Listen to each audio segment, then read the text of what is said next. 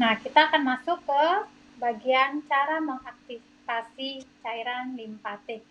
Nah, cairan limpatik ini kan bersifat alkali dan dia nggak boleh mampet gitu. Dia transparan dan mengalir tuh seperti air gitu kan. Harusnya itu deras dan nggak boleh mampet gitu kan. Nah, lalu ketika ada mampetan gitu ya, kemampetan lalu stagnan gitulah. Berarti kan dia tidak berjalan dengan baik gitu ya, tersumbat gitu. Nah, bagaimana mengaktifasi cairan limpatik ini? Pertama-tama kita harus memberikan tekanan pada pembuluh darah. Nah, makanya perlu dimassage gitu kan. Massage gitu, tapi tidak perlu yang sampai terlalu kencang gitu. Kalau terlalu kencang itu menekan pembuluh darah gitu ya, terlalu kencang itu kan berarti kan menghambat gitu. Bayangin aja misalnya kayak sedotan Bapak Ibu minum gitu. Nah, itu ditekan, ditekan benar-benar tekan sampai tekanannya itu menghambat aliran dari sisi satu gitu. Jadi nggak bisa mengalir gitu kan. Nah, itu seperti itu tidak boleh gitu. Jadi seperti dimasak aja gitu.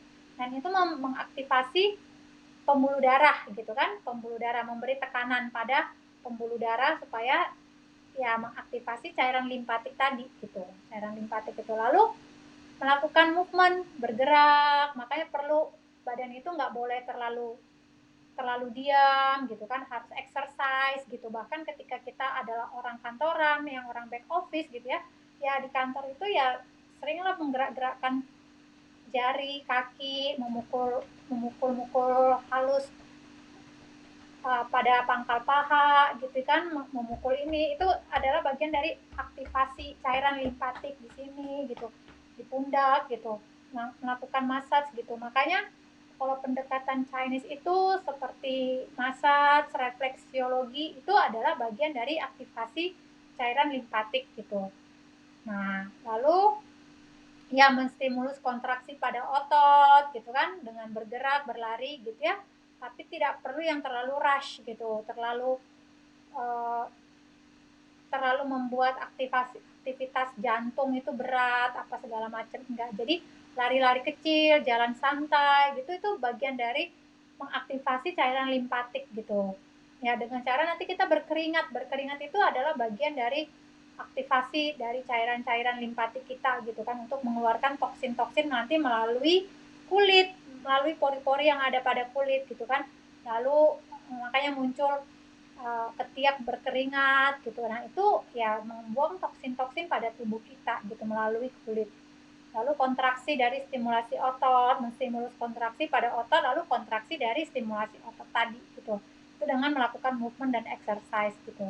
Nah, kurangnya aktivitas itu tidak ada tekanan, massage itu kurang, lalu tidak ada movement, exercise itu mempengaruhi aktivitas usus, aktivitas ginjal. Usus ini usus besar ya, kolon, aktivitas ginjal, lalu kulit. Nah, itu mempengaruhi gitu. Kalau misalnya aktivitas itu tidak ada. Kenapa? Karena ya usus, ginjal, kulit itu adalah bagian dari sistem pembuangan. Mereka yang membersihkan tubuh kita. Mereka adalah filter terhadap kotoran-kotoran, cairan-cairan yang toksin yang ada di dalam tubuh kita. Jadi ketika aktivitas tersebut tadi berkurang, berarti aktivitas usus dan ginjal dan kulit juga berkurang. Nah, ketika aktivitas itu berkurang, berarti kesimpulannya sistem limpatik merosot. Karena ya usus, ginjal, kulit itu bagian dari sistem limpatik, bagian dari pembuangan gitu, sistem pembuangan. Jadi kalau nanti kita kurang movement, terus kurang memberi tekanan, lalu cara makan kita juga adalah yang toksin gitu ya, tidak mengalkali tubuh dengan raw fruits atau raw vegetables gitu. Terus kurang bergerak gitu, mager kalau istilah anak zaman now sekarang mager gitu ya. Nah, itu ya lama-lama organ-organ tadi itu seperti usus, seperti ginjal, seperti kulit gitu ya, itu tidak teraktivasi gitu, tidak terstimulus dengan baik gitu, sehingga ya sistem limpatik merosot gitu.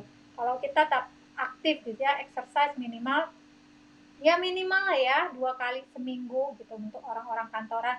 Kalau misalnya kantoran banyak excuse ya dengan yoga gitu, yoga 5 menit di depan desktop, ada kok gitu, bisa dicari di YouTube gitu, bahwa ada yoga 5 menit gitu di depan desktop itu seperti apa gitu gerakannya, dan itu sangat simpel, dan itu juga bagian mengaktifasi sistem limpatik kita gitu, dan itu yang membuat kita tetap produktif di kantor, tidak ngantuk, tetap sehat gitu.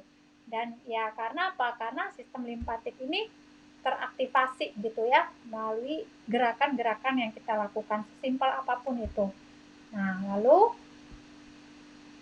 kita akan melihat itu tadi cairan limpatik, pembuluh limpatik.